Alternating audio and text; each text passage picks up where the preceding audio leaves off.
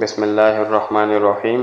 Supreme court نے article 62(1)(f) کے تحت تاحیات نااہلی کو کالعدم قرار دے دیا۔ سپریم کورٹ نے 6-1 کے تناسب سے فیصلہ سنایا۔ سپریم کورٹ نے اپنے فیصلے میں کہا کہ سیاستدانوں کی نااہلی تاحیات نہیں ہوگی۔ فضل محمود کا نام اہل امیدواروں کی لسٹ میں شامل کیا جائے۔ آرٹیکل 62(1)(f) کو آئین سے الگ کر کے اکیلا نہیں پڑھا جا سکتا۔ الیکشن ایکٹ کے تحت نااہلی کی مدت 5 سال ہے، جسے پرکھنے کی ضرورت نہیں۔ الیکشن ایکٹ کا قانون فیلڈ میں سے سپریم کورٹ کا سمیع اللہ بلوچ کیس کا فیصلہ کالعدم قرار دیا جاتا ہے۔ الیکشن لڑنا شہریوں کا بنیادی حق ہے۔ جسٹس یحییٰ افریدی نے اکثریتی فیصلے سے اختلاف کیا۔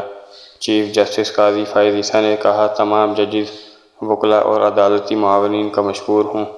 چیف جسٹس قاضی فائز عیسیٰ کی سربراہی میں 7 رکنی لارجر بینچ نے کیس کی سماعت کی، جنہوں نے تفصیل کے ساتھ اس کیس کو سنا۔ 4 سماعتیں ہوئیں اور پھر کیس کا فیصلہ محفوظ کیا گیا، جو آج دوپہر کے وقت چیف جسٹس قاضی فائز عیسیٰ صاحب نے سنا دیا۔